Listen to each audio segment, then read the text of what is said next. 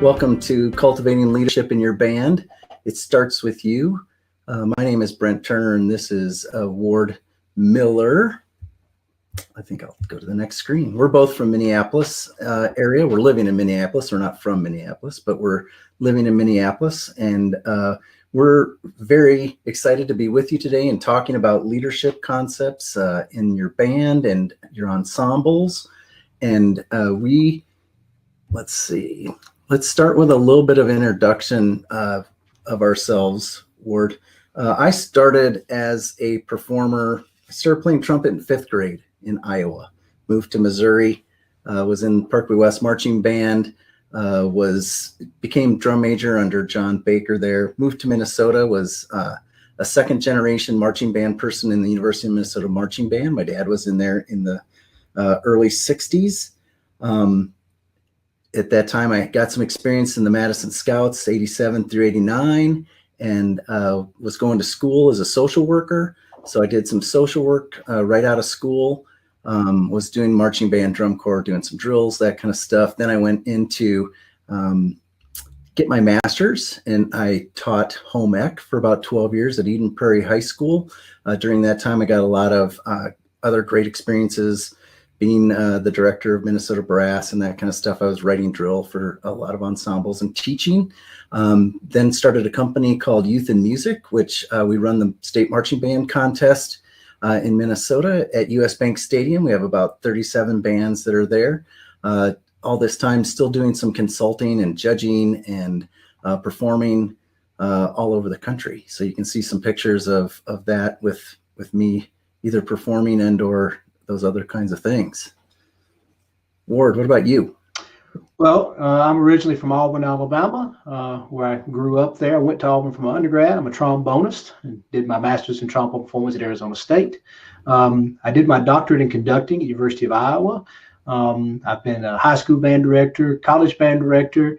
Spent 5 years as the brass caption head of the Blue Stars Drum and Bugle Corps.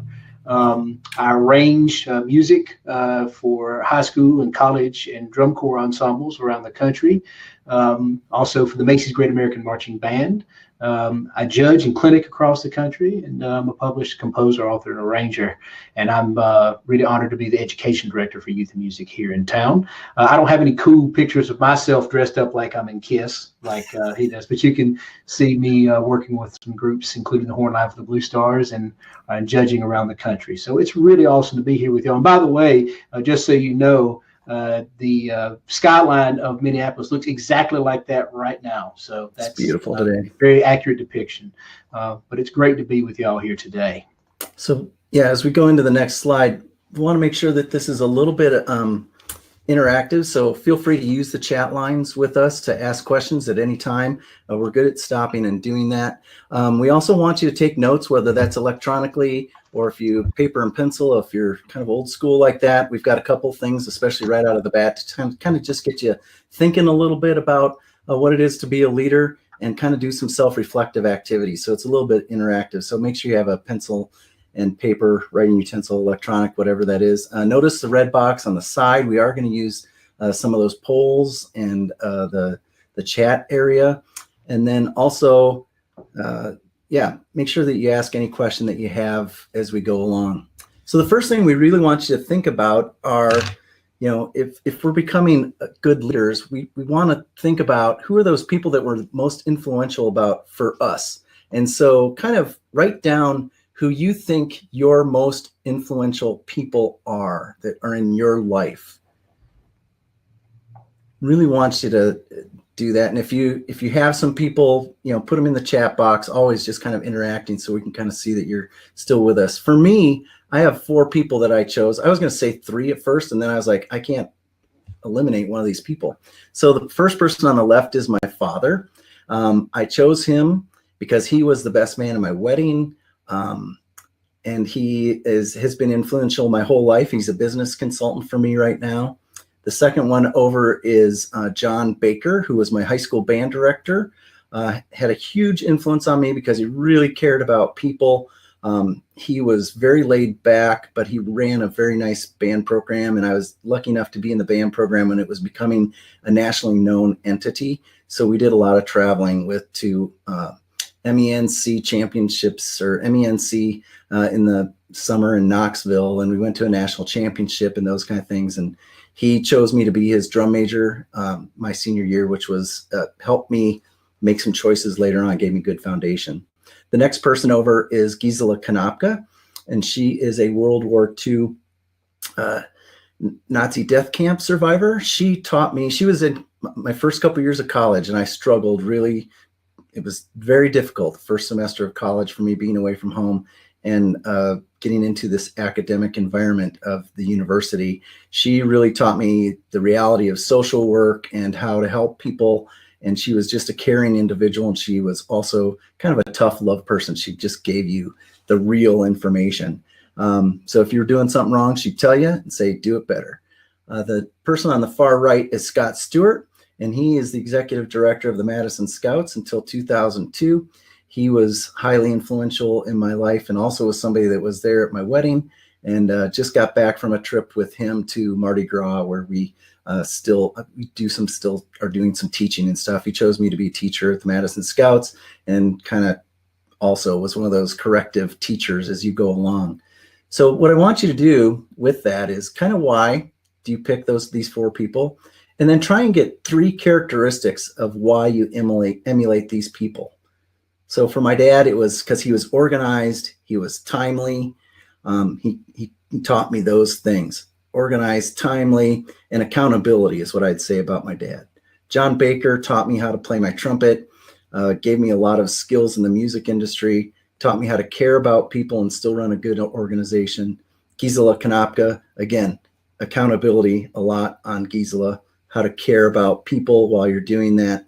And then also how you fit into a bigger system as a social worker from Germany and coming and assimilating into the United States. She taught me a lot about that and different perspectives. Scott Stewart, again, how to teach, how to care about people, why you do things in life for a philosophical reason, how to kind of dedicate yourself fully into something. So if you can have your list of those 12 items and then kind of come down to the top 5 things that kind of describe you right now. What are your best leadership characteristics?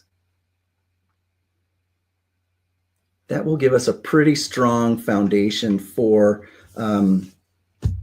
going forward in today's session. Now, if you could, in the chat area, give us 1 sentence about what you really want to get out of today's session. If you could, anything that you could get, please put that in the chat session while we go to the next slide.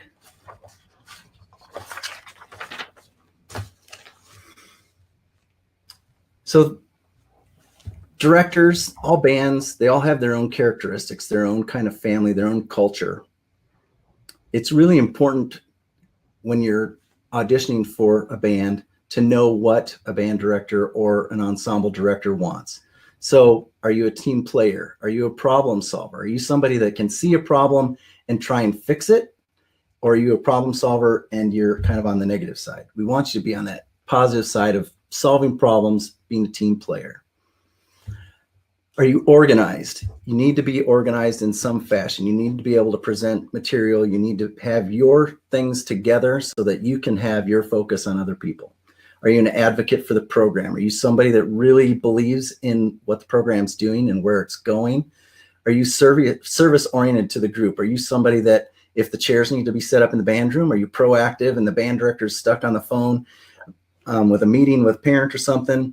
Do you get a group of people together to do that? Do you start the rehearsal? Could you start a rehearsal without a band director? Those kind of things. Are you still self-motivated and service-oriented? Are you somebody that's trustworthy with, a trust? You have to have a trust with this band director. There's a lot of different kinds of band directors that have a lot of different kinds of characteristics. And just because you might be a leader in one band doesn't mean you're a good fit for a leader in the other band, but is there trust kind of going both ways? Also, do you care for the success of the group and others before yourself? So those are some of the things that a band director and a program needs for you to be an effective leader. So on the right, you can kind of see I gave us a little something from Zig Ziglar, like his motivational things. Like life is an echo. What you send out comes back. What you sow, you reap. What you give, you get. What you see in others exists in you. So a lot of times that's hard for young leaders to understand, is the way that they are presenting themselves is probably the way that they're getting stuff back from somebody, and to be aware of those things. So really being self-aware of what is going on around you.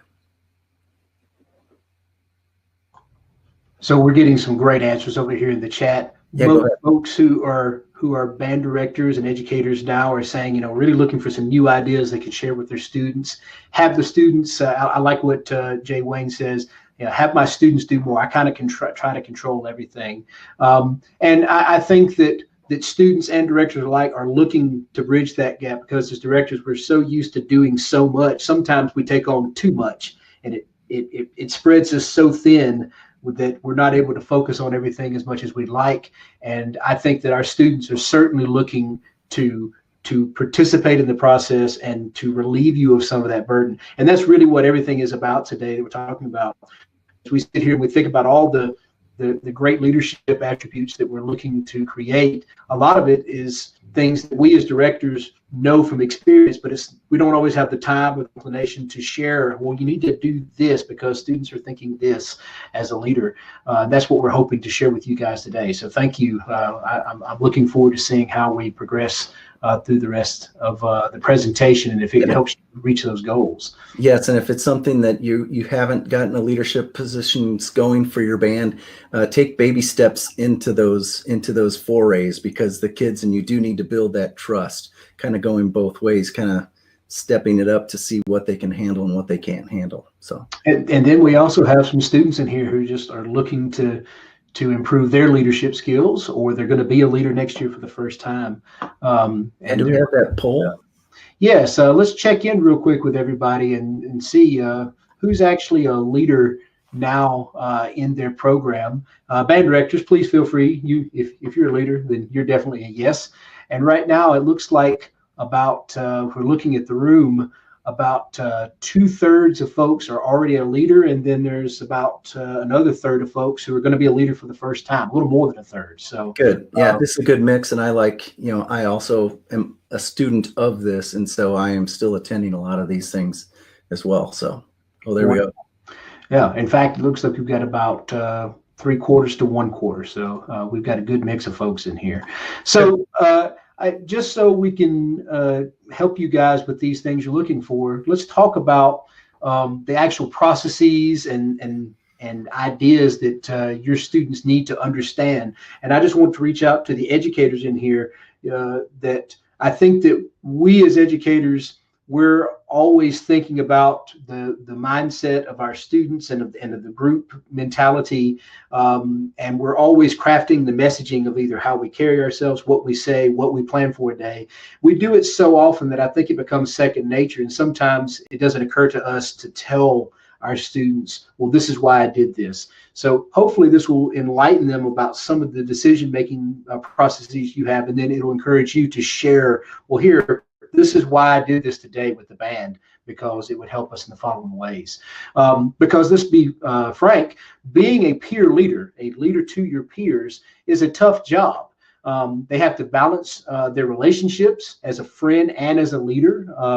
They have to inevitably realize that they're going to take this marching and music activity probably a lot more seriously than some of the folks they've been charged to lead. That's the reason they're leaders. They're at the top of the game. They probably take it more seriously than some of the peers that they're supposed to lead.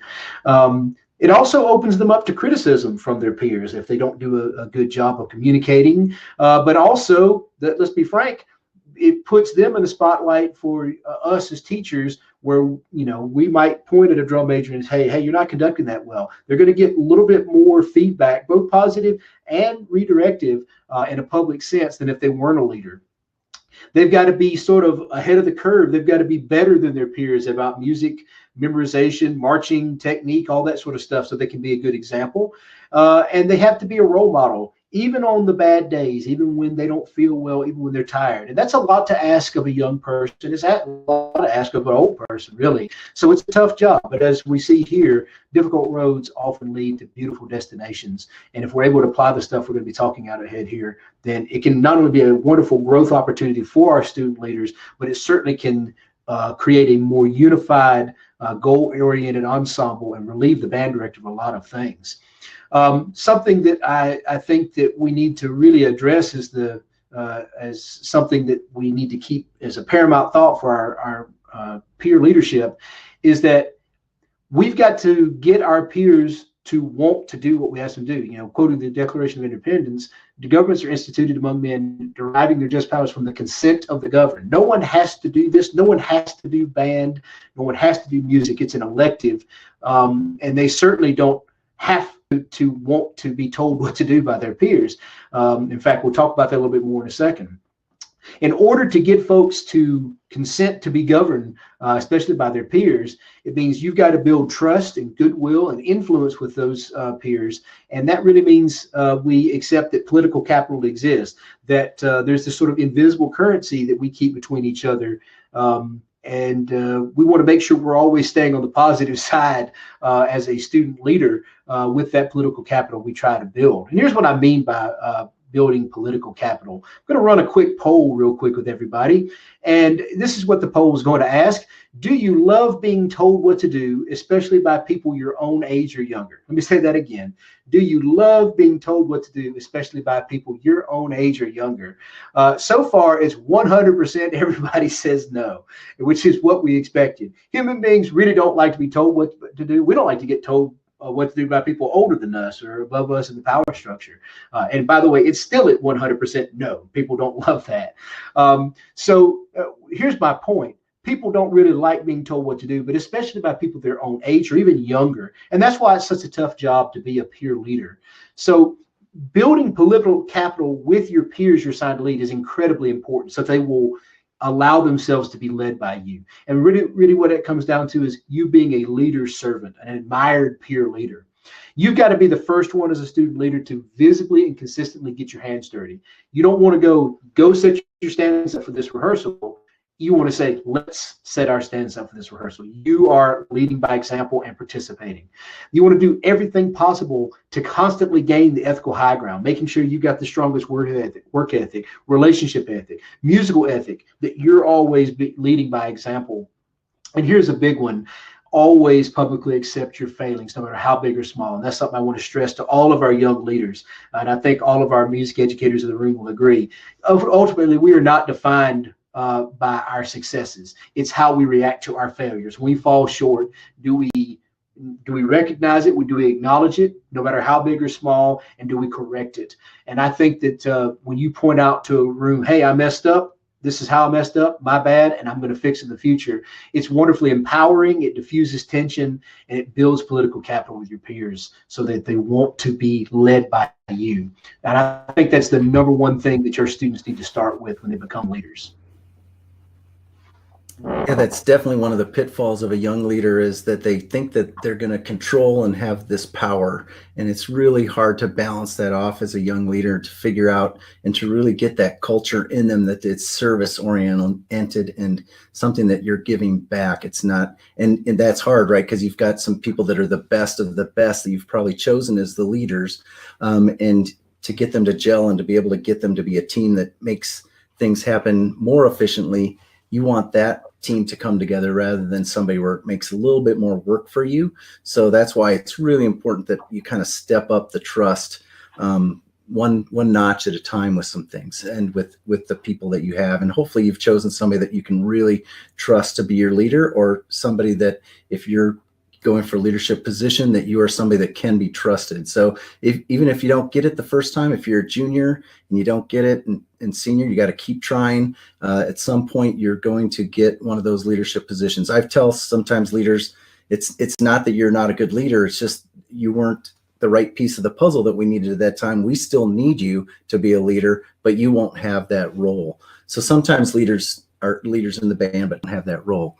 So some of the things that frustrate young leaders is when you're still trying to figure out who you are as a teacher and how you teach and how you learn, they don't always understand that people learn in different ways. So I like to present them with this and to know a little bit about yourself in terms of what is your preferred learning style. And we have a poll up there. So as we go through this, kind of choose which one you think is your preferred learning style. I know I am definitely the visual person. And so somebody that needs to be out in space, out in a space doing what we do, it's something that people like to, are readers of things. They like to read the music instead of hearing the music.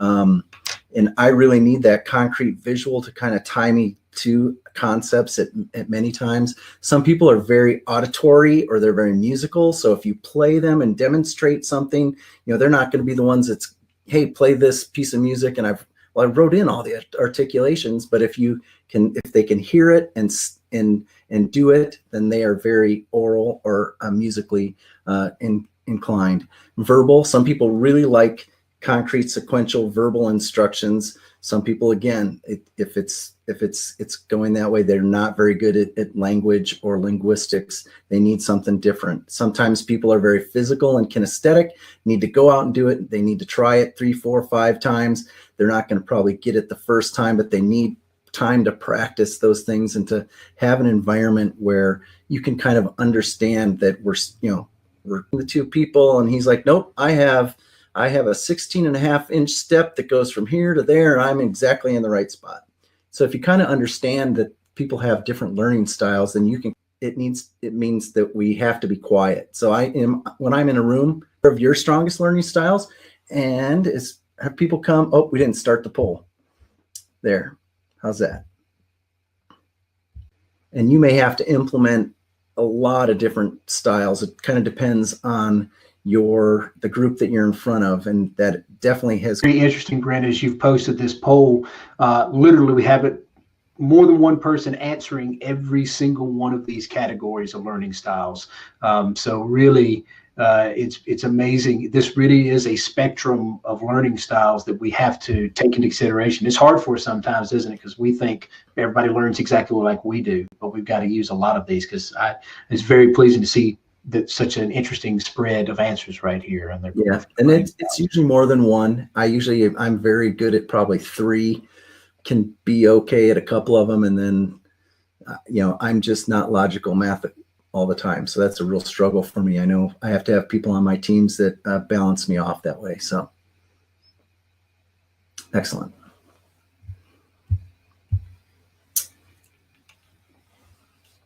So the next thing is we continue to build on our skills and processes of leaderships.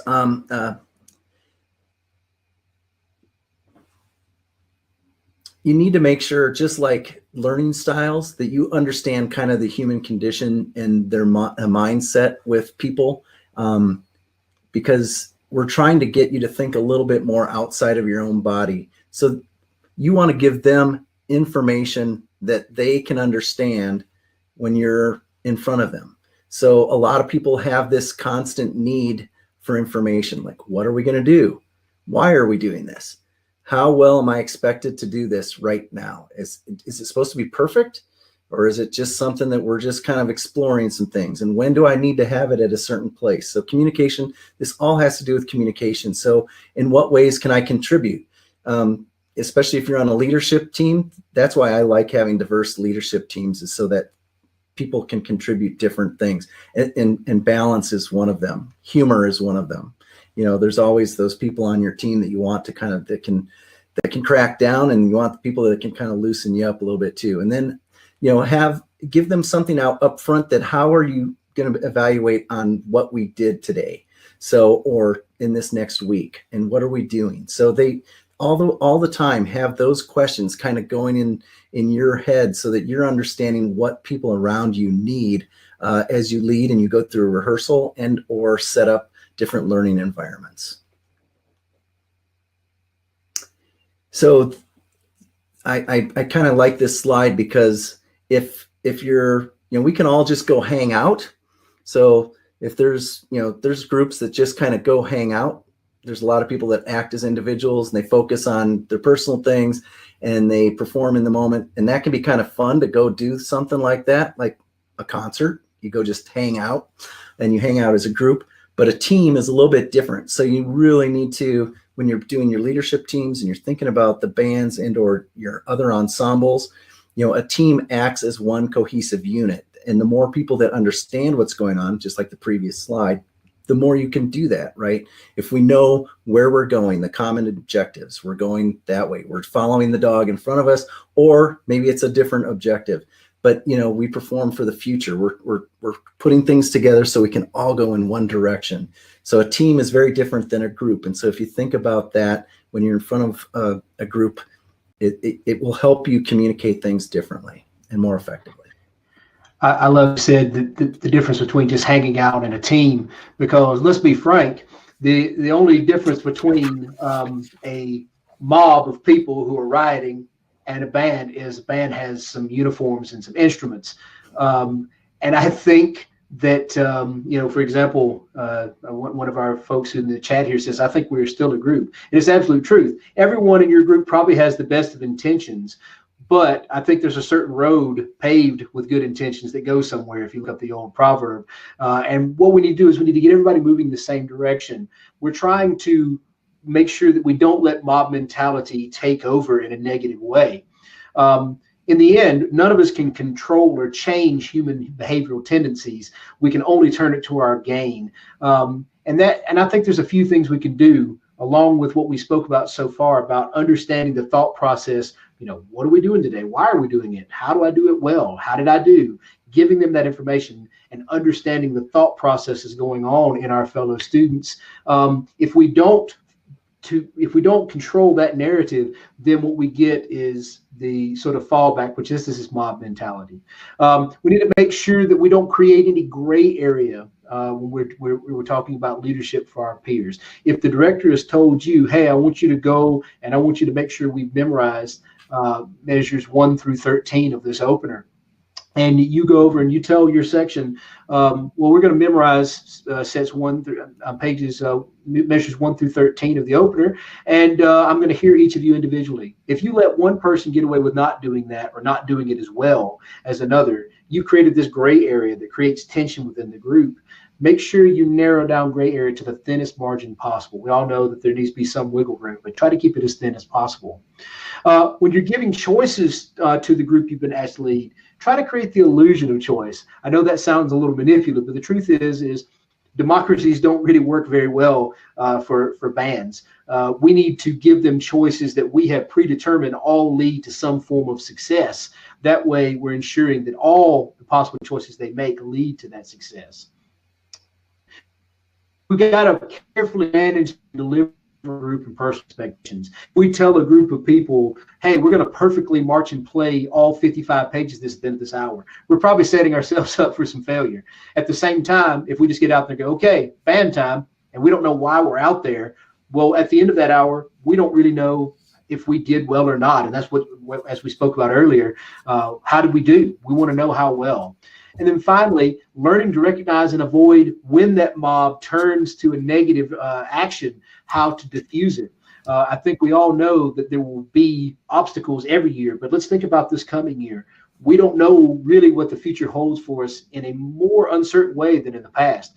We don't know what's going to happen with seasons. When will we begin? Will we get a camp? Will we have a season? There's a lot of questions.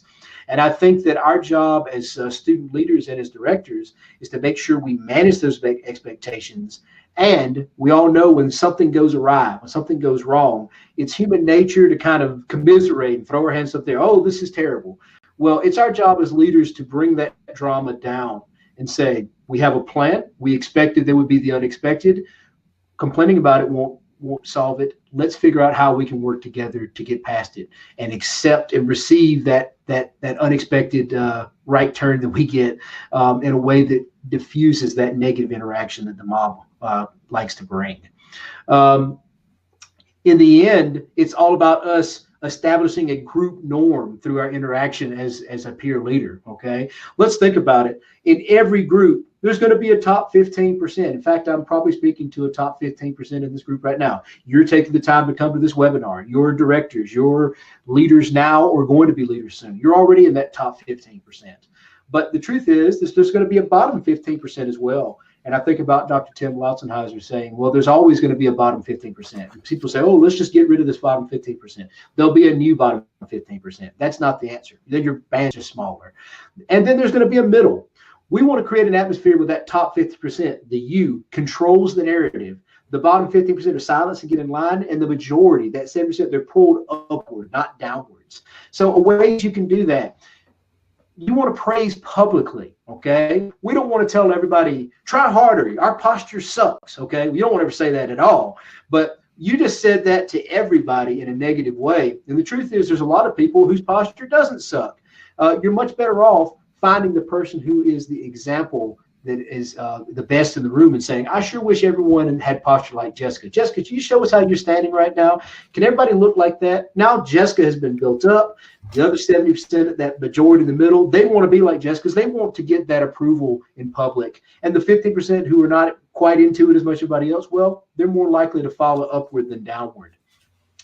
We need you to be more of a technician than a cheerleader. I find so many young people, when they become leaders in their ensemble, they feel like their job is to motivate. And don't get me wrong, motivation is important, okay? Getting people fired up, hooping, hollering, that there is something to that and building that energy. But the truth is, gang, most of your peers are already motivated. They're out there in the hot sun. They're already practicing. They paid the money. They're there. They have elected to be there. They're pretty motivated. They're not as motivated as you probably, but they are motivated. What they really need from you is clear, detailed feedback on what they're doing right, exactly what they're doing wrong, and how to correct it so they can be successful. You want to make an ally of yourself to those fellow students and say, I'm here to tell you when you're doing it right in a very public way. When you're having trouble, I'm going to come to you and I'm going to say, hey, you need to pick up your left toe about an inch higher. I want to make sure that you get that right so you don't get called out from the box. So make an ally of yourself by being far more technician than a cheerleader. Finally, make sure you realize that your director will greatly appreciate your ability to non-verbally communicate. And I think that every educator in this room right now is thinking hear, hear, because the truth is we can have 20 of the very, very finest people in the room possible, but if they're all talking over each other at once and hooping and hollering and giving instructions simultaneously, well, then we've got a big old mess. And I think, that makes it very, very difficult for people to concentrate on what's not happening. So being a leader doesn't mean yelling and always being the loudest in the room. We're about to show you a video here. This is a rehearsal, a drill learning rehearsal for the University of Wisconsin Eau Claire Marching Band. Now there's over 475 people on the field right here. And what you're going to notice is no one's saying anything. I'm behind the camera. I'm actually going to be basically filming from my perspective. And I want you to notice that while there are probably 100 leaders on the field, from section leaders and drum majors to rank lieutenants who help with the drill, they are all communicating with each other either silently with hand signals and dress forms and that sort of stuff, or they're walking over and they're talking in someone's ear. It's to make sure that any help is given privately and not broadcast to the entire world. So I'm going to hit play right now, and we will just watch maybe about 2 or 3 minutes, and then we will actually open it up to questions that you have, and I'll narrate as we go along here. So as you can see, if you can't hear anything, no, there is audio. It's just completely silent. 475 people. And they are learning a drill set. You'll notice that as people learn their dot and they feel like they've been placed appropriately, they are sitting down. That's a visual signal to everyone else, all the leaders on the field, that person does not need help. They're good to go. You'll notice that the people who are still standing, they're having a little trouble, but you'll also notice you see leaders walking around with the drill, helping people out, but you don't hear them because they're getting very close to each other's ear. And again, this nonverbal communication, you can see a leader there pointing and helping someone out. This ensures that everybody knows, okay, we're still waiting on somebody. Let's be patient for them. But once you see everybody sit down, you'll know our set has been plotted. And then you'll see everybody stand up and actually using silent dress points by putting their arms out and that sort of thing to dress the form up.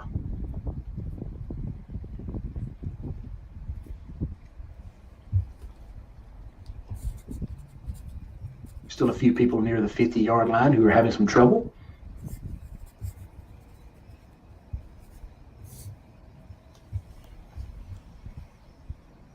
And everybody up. Dress this up using our dress technique.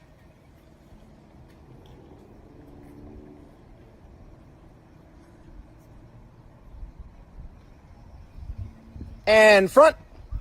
Thank you.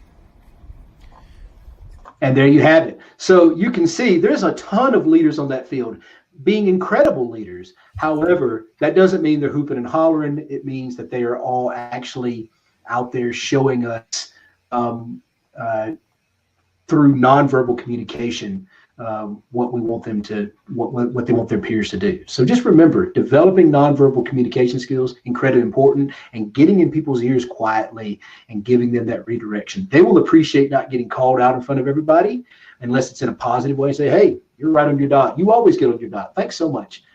Show us how you do that sometime. That's a great way to build a lot of trust in your peers and have a great rehearsal.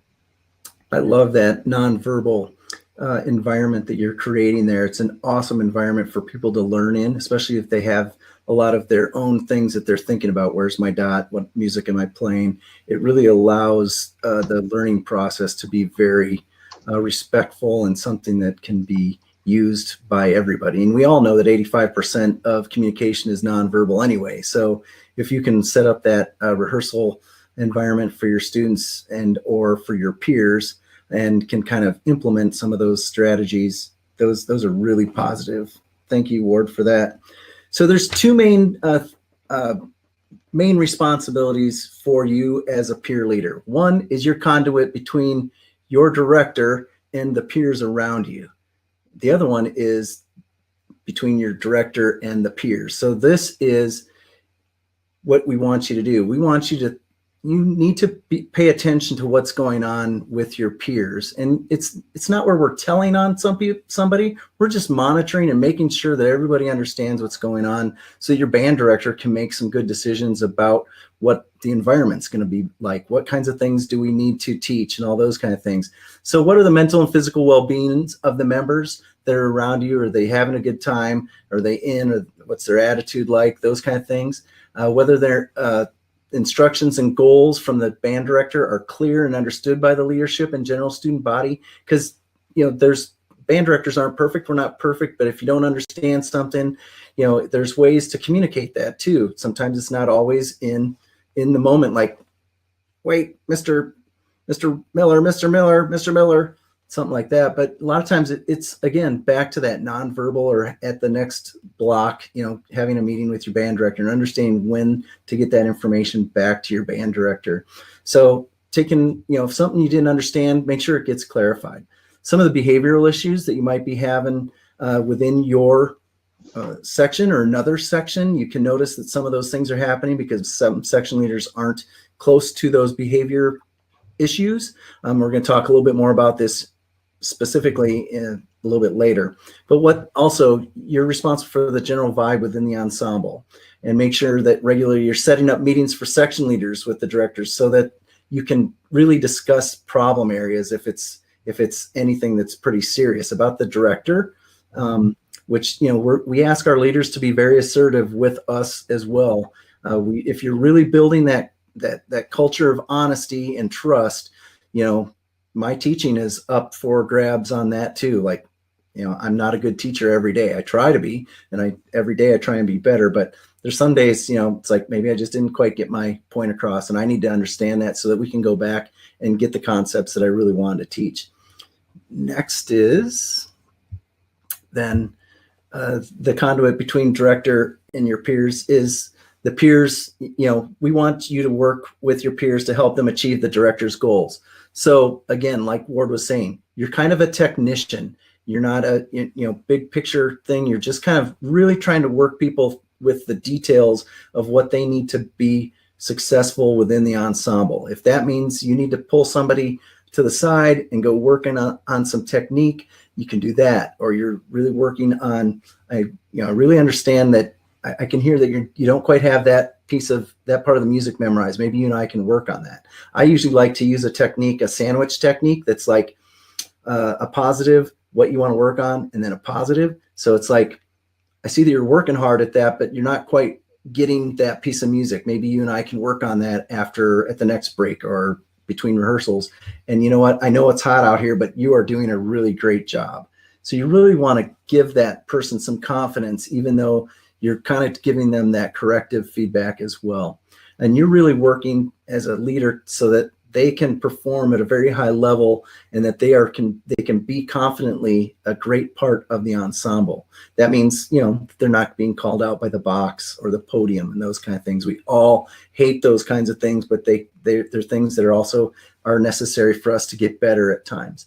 So also to communicate their questions or concerns when widespread enough to merit attention to the director. So one person's is having a problem with it, usually not a deal. You kind of work with that individual. If it's something that 3 or 4 people aren't getting, it might be a foundational issue that they didn't get taught in a music rehearsal or a marching rehearsal, needs to be addressed so that we can go back and remediate. We want you to communicate with them early in private regarding any redirections and behavior that they should implement. And you're also their ally in correcting small issues privately before it becomes a big issue. So if you really can establish yourself as somebody that is in the ensemble, as an ally with that person, that's really beneficial to the whole group, right? Everybody feels included. You're treating them with respect. So the bottom one is, if you're really having some problems with somebody that is a discipline problem and or late all the time, doesn't have their music memorized, make sure that you are interacting with that person, trying to be their best ally, but you might have to keep track of the interactions with that person. You also might want to have somebody with you when you're talking with somebody that gets pretty defensive before you go up the notch to the next level. I usually try and bring in one of their friends and not necessarily another section leader if I'm in the ensemble. So it doesn't look like we're coming down on somebody, but I'm just kind of bringing somebody into the conversation, and so that we can kind of talk about some things and try and do it in a positive way. But sometimes you do need to have that third party present, just so it's safety for you and it's safety for the other person in terms of really being able to address something that might be a little bit harder, or is something that you've had to talk to somebody a couple times about, and you're not quite ready to take it up to the next level of taking it to a section leader meeting and or to your director. Yeah, and really what we're talking about here is student leaders aren't in the business of discipline. We don't want to ever put ourselves in that position as a student leader, because really disciplining students and other things like that has to do with liability that we as teachers have. You are trying to be an ally to that person and correct their behavior in a private way before it escalates to something that gets brought to the band director. And what we're really talking about, of course, is the chain of command. And I think we all are aware of this, have seen things like this before, but it's not so much what the chain of command is, but why it exists and how each step is handled.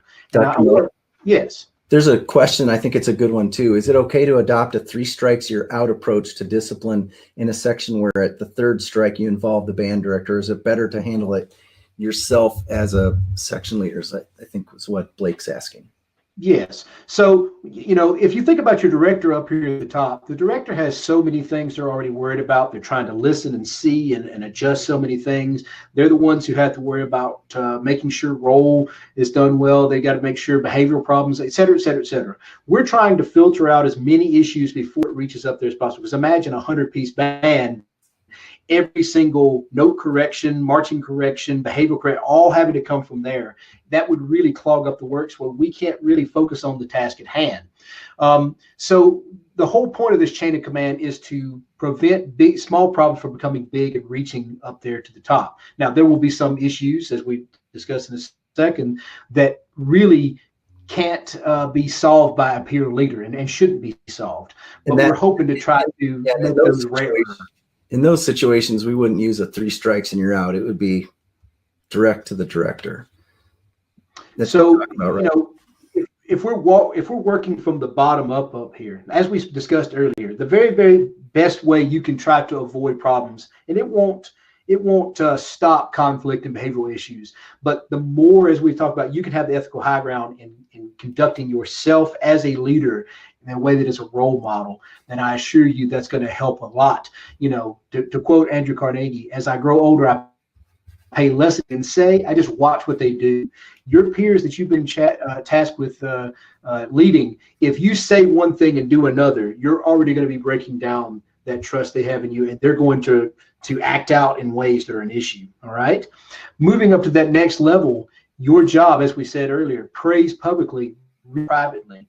You're supposed to be a motivator, 10%, 90% technician. When you do have that person who, like Lane is mentioning, we have conflict within the section before it gets out of hand, you need to address that, as Brent said, with another party there. It doesn't have to be another section leader. In fact, it'd be great if it's a friend who you know can be seen as a trustworthy person.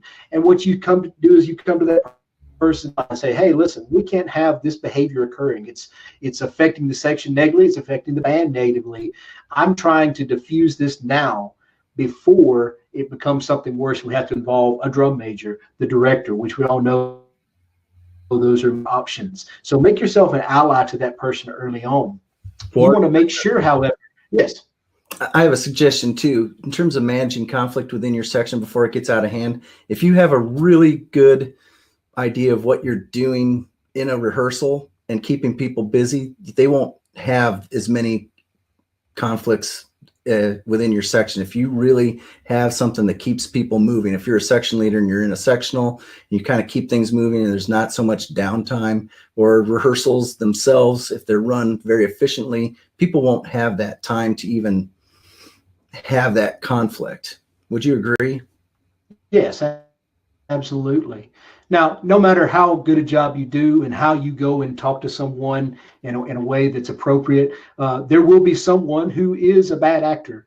And that's why I think it's really important to not only have that third party there as a witness, basically, not only to support you, but also so that person can't say, well, this person did this to me and said these things to me. But also, I think it's really important, and this is important for you section leaders and student leaders, make sure you document that interaction. Doesn't mean you have to make a recording. Doesn't mean you have to write some big report or anything like that. But just, you know, on Tuesday the 22nd, I talked to so-and-so with so-and-so about this issue. And the reason you want to do that is because once you've come to them that first time, if that doesn't solve that, well, then the next level is a section leader or a drum major getting involved. And again, you document it before you then hand that to the director and say, listen, this person's been causing these issues. As you can see, I spoke to them on this date about it. I spoke to them about on this day. And the great thing is we live in a day and age, we all have some sort of device that we can easily make a note of that now, just a note we keep on our phone or something like that. And I think that if you talk to your directors, you'll find they do something similar with their classroom management. Someone is causing trouble in their class. Well, on this date, I told them to stop. And on this date, I moved them to a different chair. And on this date, it happened again. And that's when I sent them to the office. And that's where they get the backing of the office. You're looking to basically be a miniature version of that for your director, where you try to handle things on a small way, privately, document it. And then once you have it in their hands, in the director's hand, you step away. You as the student are not in the business of anything involving discipline, medical or family issues, other liabilities. That's what the director is there for. If you follow this chain of command and you address these things early on and conduct yourself as a leader in the following ways, you're going to minimize these things ever happening much at that point. They won't go away by any means. So I don't think you need to so much think there's a 3 strikes and you're out, but I think that you certainly should try to address it early when it's small before it grows, then another level, and then on that third time it goes to the director. And you know that's where you've got to document well, so the director knows what's been happening, has been looped in. So that's a really good question. I also have the experience of many times to try and come at that from a caring standpoint, because there might be something going on with that person that we don't really know about, and they're really distracted about it and can't really quite focus on what's going on. And if you kind of ask them what's going on, even though we don't handle those things, if we find out that there's something going on that's coming out in behaviors, it's better to pass that on to the band director. But you as somebody in the section can get that vibe and know what's going on, and just let them know that you care about them and that we need to get you the help that we can. Now, instead of from a disciplinarian standpoint. We're starting to move here into the final portion of the presentation.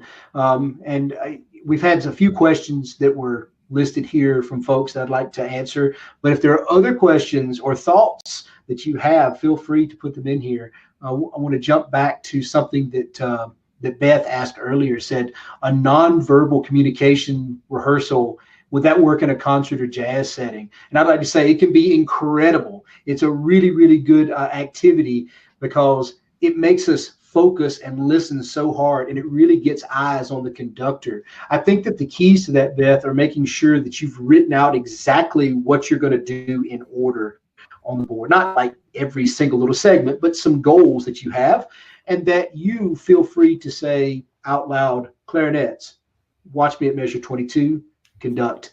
And from then on out, you try to get them to react to what you are showing with your conducting, or have them sing back to you. Anything that can be done without people talking, without you giving lengthy instructions. It's all about singing or conducting and get them to react to your conducting. But it can lead to a very, very focused rehearsal, because suddenly everyone's hanging on every word and every nonverbal cue that they can. And because there's absolutely no sound, ears get much wider and we start to listen to each other. So feel free to try that. Silent rehearsals are a really good way to sort of shake things up when you've been doing things for a long time. You're on your way towards performance and you're looking for that kind of new thing to open up ears and eyes, because we've kind of gotten a little bit bored. Try that for certain. Just write out what you're going to do and have some simple rules for yourself on how you're going to communicate little segments that you want to hear, but then try to show everything with your conducting, with singing, with clapping, whatever, and get them to sing and clap back, but no talking. But it can and I like transferring some of the standard operating procedures that we use out on the marching field back into the room as well, in terms of just when you're done with a segment, that there's no talking. And you're using those 3 seconds to kind of figure out, okay, how could, if the individual, they can all learn about, okay, what are 3 things that I could do better in that last segment? Give them the 5 seconds to think about it, let them relax, and then you give them the bigger concepts. I think that those kind of strategies that we use as standard operating procedures are phenomenal in the classroom.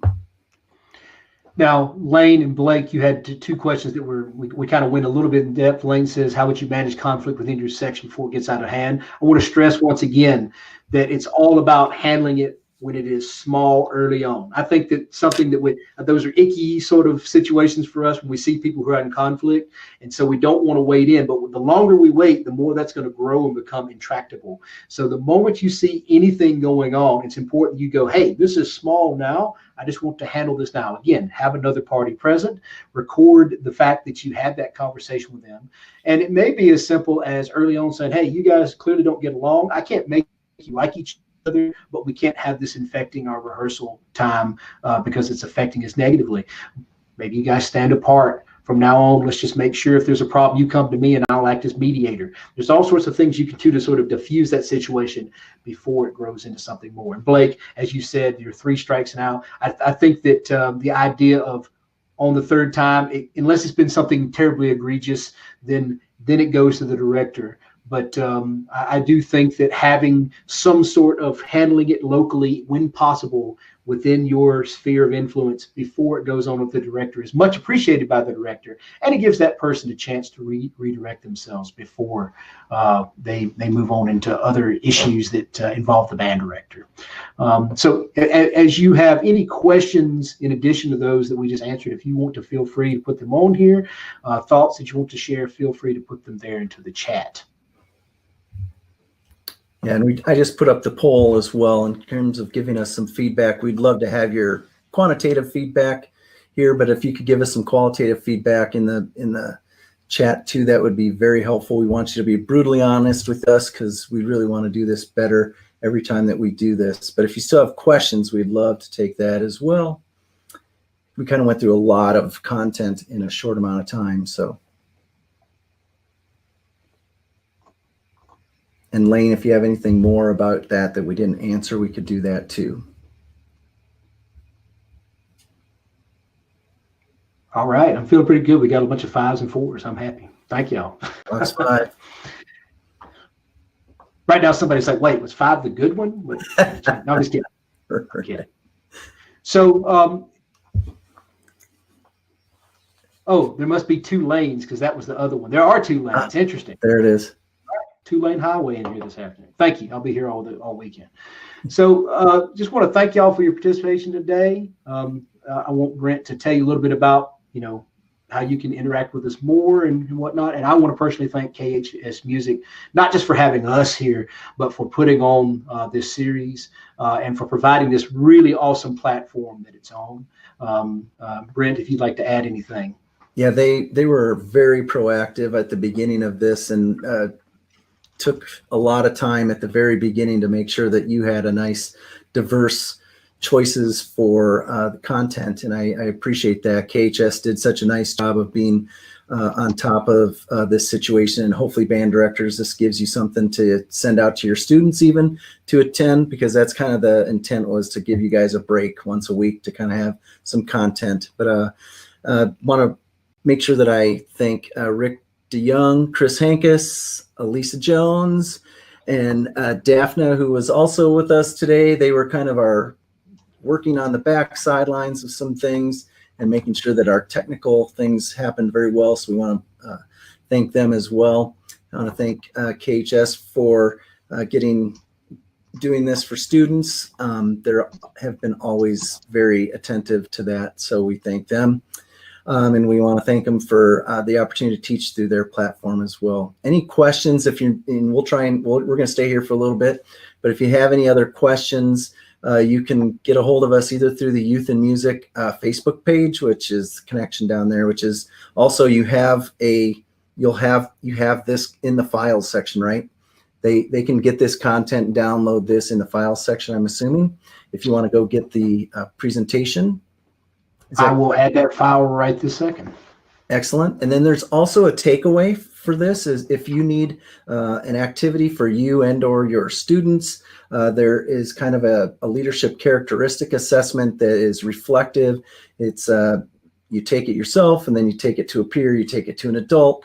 And so it kind of gives them some good information about what it is to be a leader. If nothing else, they know the characteristics of what it is to be a leader, even if they're not displaying them at that time. But then we're always learning and coaching people. I work with some bands, and it started out with just the leaders that were already assigned to be a leader. And then we turned it into, we're going to open it up for anybody to do the leadership training and then choose our leaders out of that training.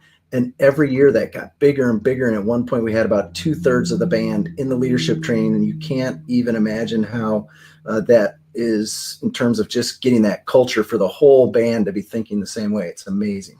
So you have that activity that also is in the file section. And then our email addresses are also at the end of this as well. But I really appreciate your time today and for sticking with us, and for taking the time out of your day to learn something and become a better leader and a better teacher.